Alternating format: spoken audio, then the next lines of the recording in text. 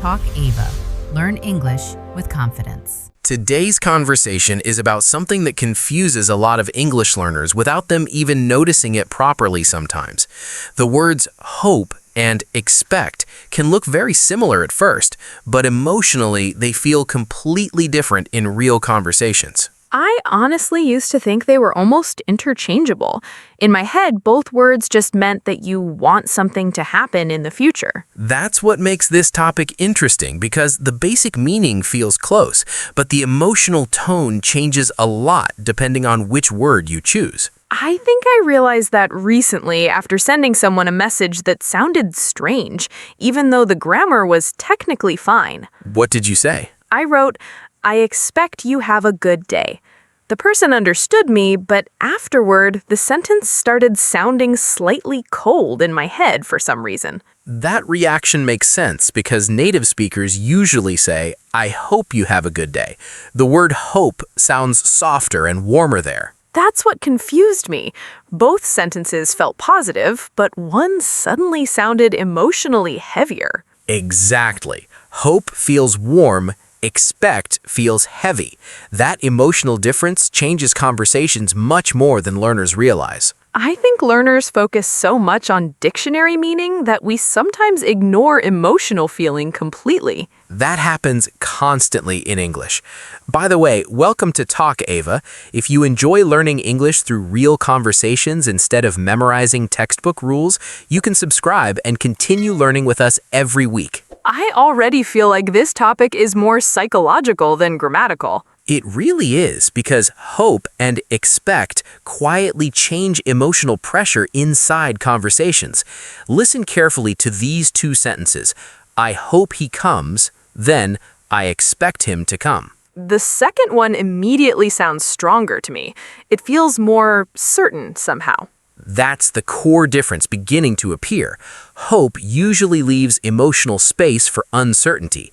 Expect sounds much closer to certainty. So, when someone says, "I expect him to come," it almost sounds like they believe it should happen. Exactly. Sometimes expectation even creates pressure without the speaker realizing it. Imagine waiting for a friend at a restaurant. If you say, "I hope she comes," the sentence sounds emotionally open. But if you say, "I expect her to come," the tone feels firmer and more emotionally demanding. That's interesting because the event itself doesn't change. The friend is still either coming or not coming, but emotionally, the second sentence feels heavier. That's because English doesn't only describe events, it also describes emotional confidence and emotional pressure. I think I'm starting to notice why expect sometimes sounds slightly intense in relationships. That's where this topic becomes very important socially. Let's take another example. Imagine someone says, "I hope you reply soon." That sounds soft and polite. Now compare it with, "I expect you to reply soon." The second one sounds much more demanding. It almost feels like an order instead of a simple feeling. Exactly. And many learners accidentally create that tone because they only focus on future meaning instead of emotional certainty. I think expect feels like the speaker already mentally decided what should happen. That's a very strong observation. Expectation usually carries stronger belief and stronger emotional certainty. Hope usually sounds emotionally lighter because disappointment is already accepted as possible. So hope feels emotionally lighter because disappointment is already accepted as possible. Yes, especially in friendly or emotional conversations. Let's imagine another situation. Suppose exam results are coming tomorrow. Which sentence feels softer? I hope I pass or I expect to pass? I hope I pass sounds much more nervous and emotionally open.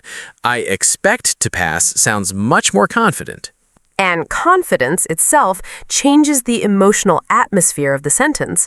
Sometimes expect sounds perfectly natural because stronger certainty makes sense in the situation.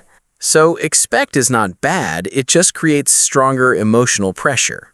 Exactly. Learners sometimes oversimplify vocabulary into correct and incorrect, but emotional tone depends heavily on context. I think this explains why some English conversations feel emotionally strange even when the grammar is fine. The emotional pressure inside the sentence changes without learners noticing it. That's very true. Let's compare another pair carefully. Imagine someone is waiting for an important phone call. I hope she calls me tonight. Then, I expect her to call me tonight. The second sentence sounds like the speaker almost believes the other person has a responsibility to call. Exactly. And that tiny emotional pressure changes the relationship feeling immediately. Native speakers notice those differences instinctively. This topic feels much deeper than I expected, honestly. Earlier, I thought hope and expect were just simple vocabulary words.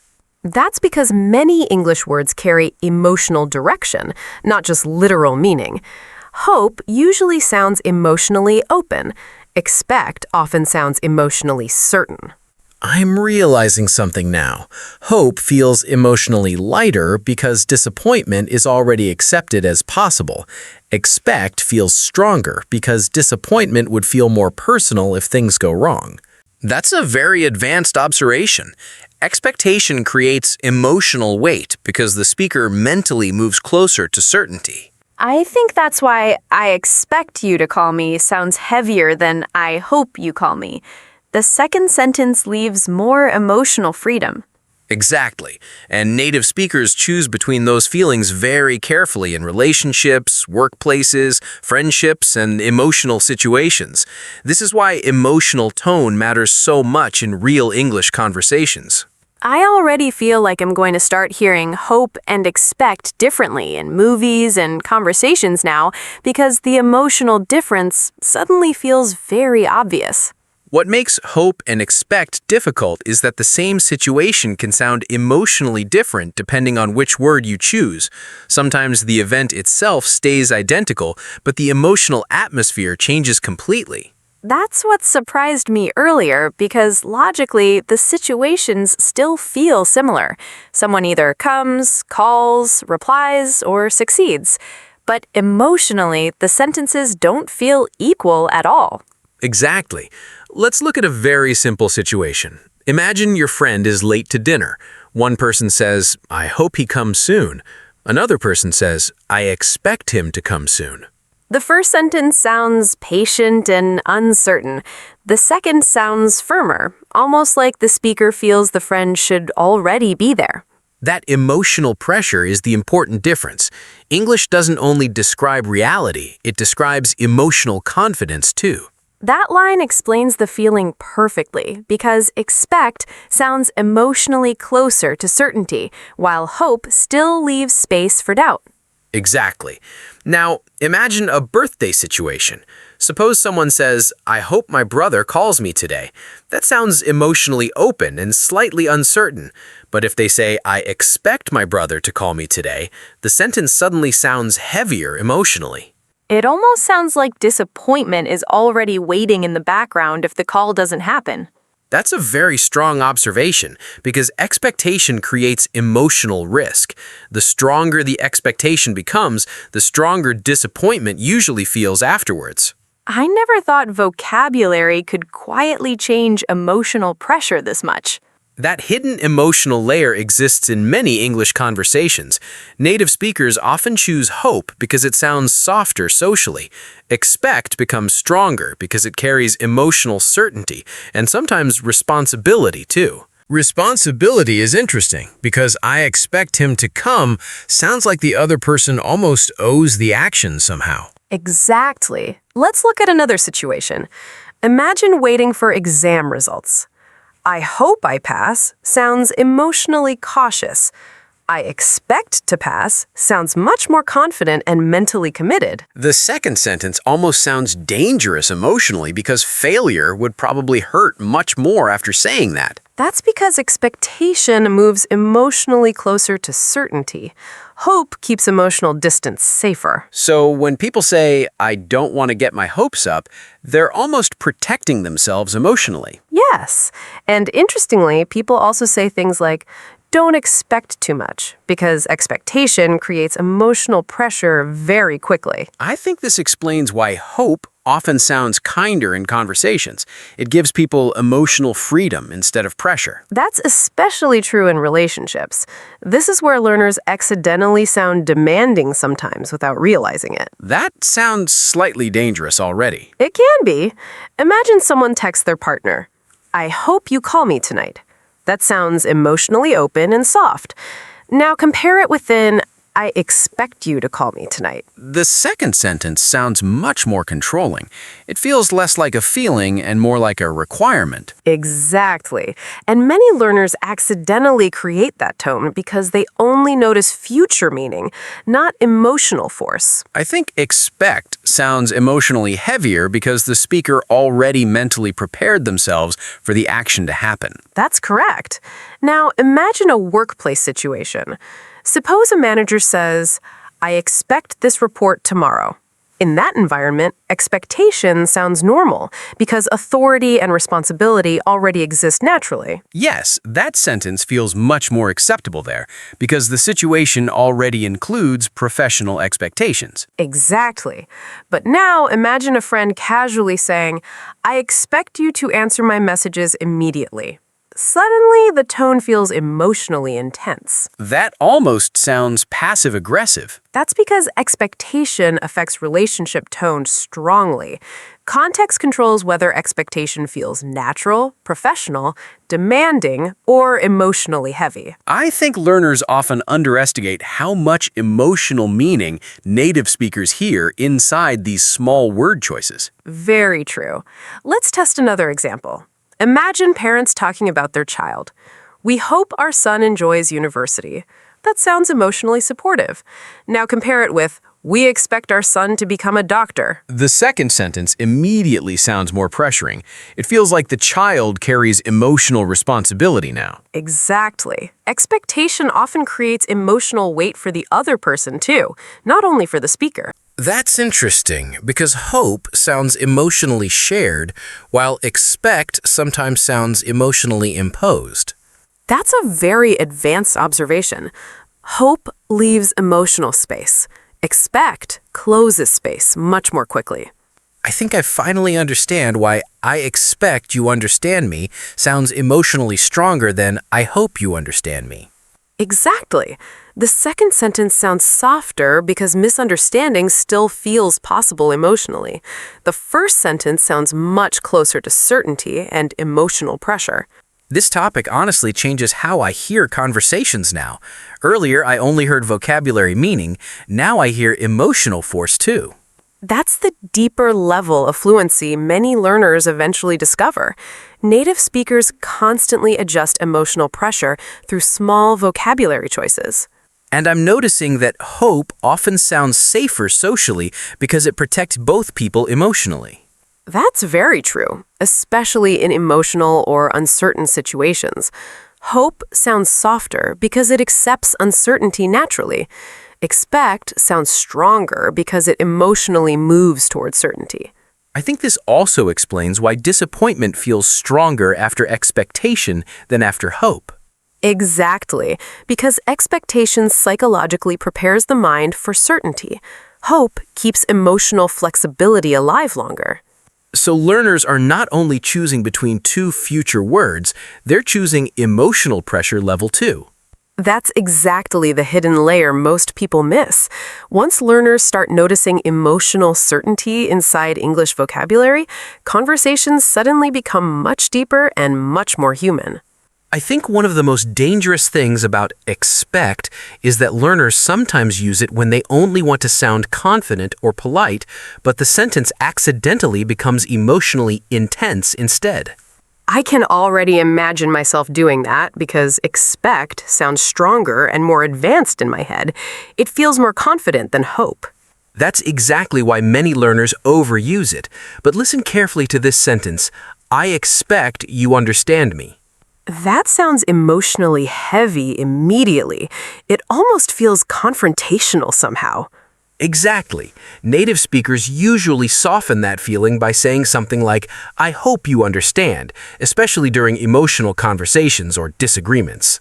The second sentence feels much calmer emotionally. It sounds like the speaker is leaving space for misunderstanding instead of demanding agreement. That emotional space matters a lot. Expectation can quietly sound demanding even when the speaker doesn't intend it that way. I think expect sounds stronger because it feels like the speaker already decided what should happen emotionally. That's a very accurate observation. Let's compare these carefully. I hope you can help me tomorrow. Then, I expect you to help me tomorrow. The second sentence sounds like pressure immediately. It feels less like a request and more like responsibility. Exactly. And that emotional pressure changes relationships very quickly. Hope usually sounds emotionally cooperative. Expect often sounds emotionally directional. Directional is a good word because expectation feels like the speaker is emotionally pushing the future toward one result. That's why expectation often appears naturally in authority situations. Teachers, managers, parents, and companies use expect more comfortably because expectations already exist socially there. So context decides whether expectation sounds normal or emotionally controlling. Exactly. Imagine a manager saying, I expect the project to be finished by Friday. That sounds professional and natural because workplace responsibility already exists. But if a friend says, I expect you to spend the weekend with me, the emotional feeling changes completely. Exactly. Suddenly, the sentence sounds emotionally heavier because personal relationships usually require more emotional softness and flexibility. I'm noticing something interesting now. Hope feels emotionally safer because it protects both people from pressure. That's very true. Hope protects emotional distance. Expectation reduces emotional distance because certainty becomes stronger. I think that's why disappointment hurts more after expectation. The mind already emotionally prepared for certainty. Exactly. Now, let's move into some real-life situations because this is where native speakers naturally choose emotional pressure very carefully. Real situations help a lot because emotional tone becomes easier to feel naturally inside conversations. Good. Imagine parents talking about their child's future. One parent says, I hope my daughter enjoys university. That sounds emotionally supportive and open. Yes, that sounds caring without sounding controlling. Now compare it with, I expect my daughter to become a lawyer. That sounds much heavier emotionally. It feels like pressure already exists around the future. Exactly. The emotional atmosphere changes immediately, even though both sentences discuss the future. Now imagine two friends talking about weekend plans. I hope you can come tonight. Sounds warm and flexible. That sentence feels emotionally relaxed because the other person still has freedom. Exactly. But now compare it with, I expect you to come tonight. That sounds much more emotionally demanding. It almost feels like refusing would create guilt or disappointment. That's because expectation creates emotional responsibility for the listener too.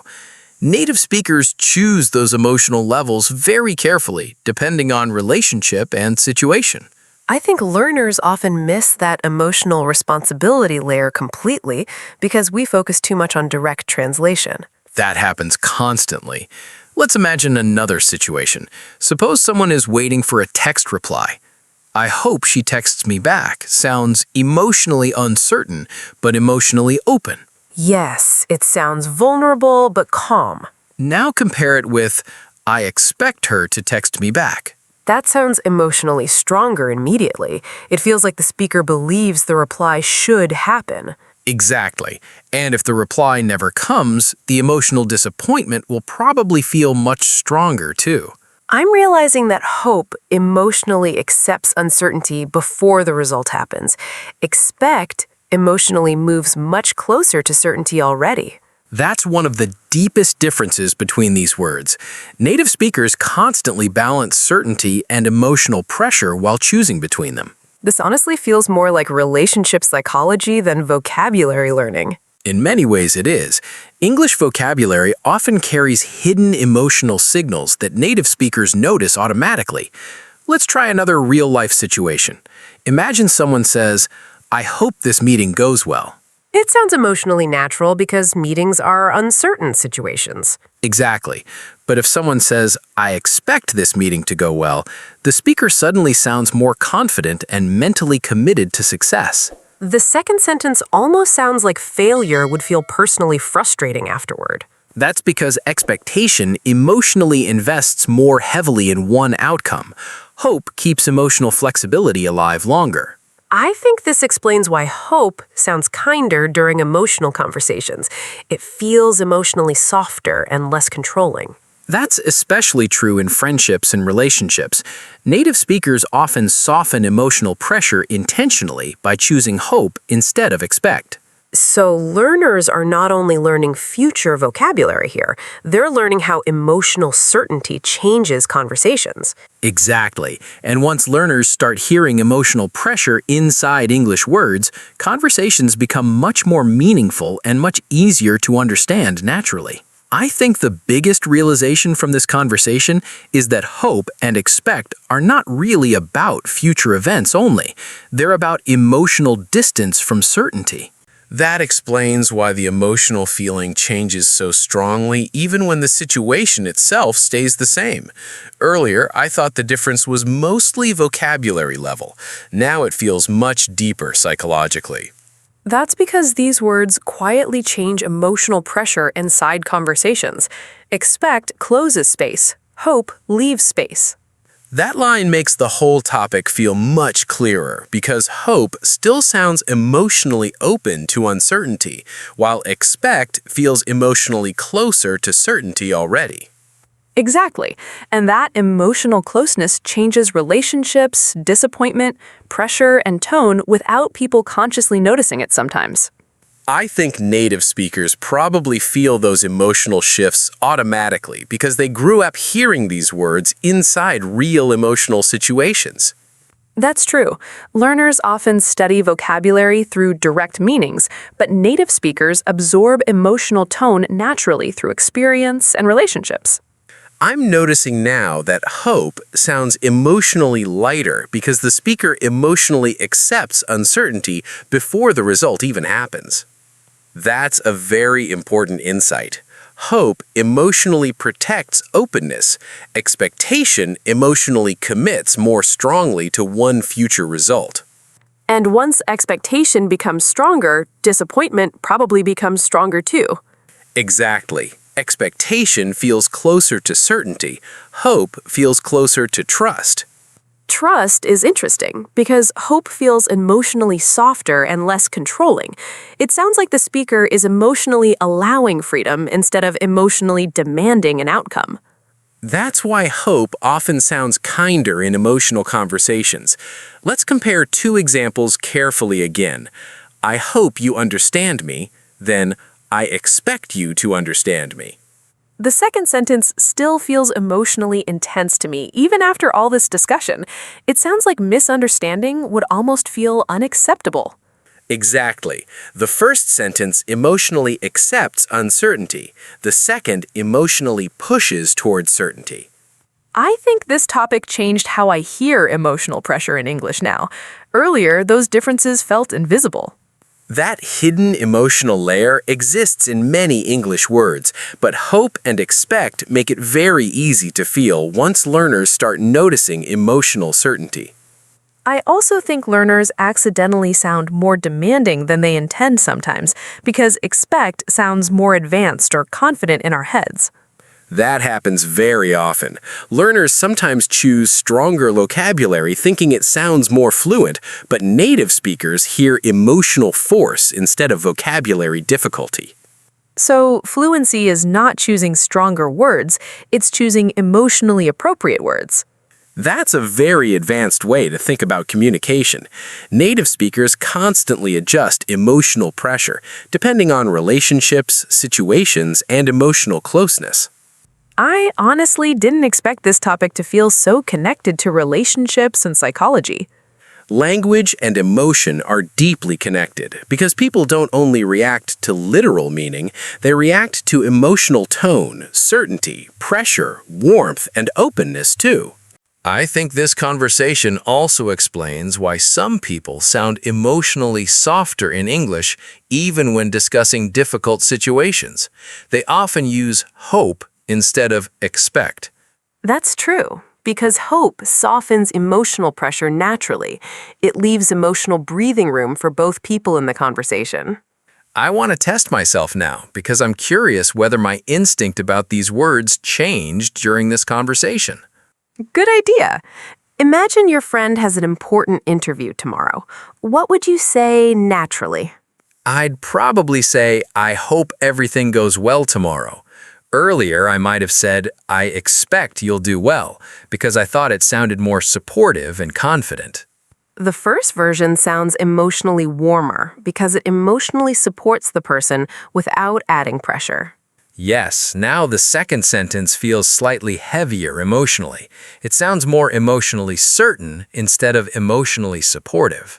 Exactly. Now imagine another situation. Suppose a coworker promised to send an important document before evening. Which sentence feels more natural professionally? I expect the document before 5, or I hope I receive the document before 5. In that situation, expect sounds more natural because workplace responsibility already exists. Exactly. Context changes emotional appropriateness. Expectation feels more natural when responsibility or authority already exists socially. So, neither word is automatically better. The emotional relationship decides which one feels natural. That's the key insight. Native speakers constantly balance emotional certainty and emotional pressure, depending on context. I think the most useful thing I learned today is that vocabulary carries emotional direction, not only literal meaning. That understanding changes conversations completely because you stop hearing English as isolated words and start hearing emotional intention behind the words, too. And honestly, now I'll probably notice hope and expect everywhere in movies and conversations because the emotional difference suddenly feels impossible to ignore. That usually happens once learners become aware of emotional tone. English starts feeling much more human and much less mechanical afterward. I also feel less pressure now to always choose the strongest English word. Sometimes softer language actually sounds more natural and emotionally intelligent. That's a very important shift because natural communication often depends more on emotional awareness than vocabulary difficulty. If you enjoyed this conversation, you can subscribe and continue learning with us because some English words don't just change meaning, they change emotional feeling too.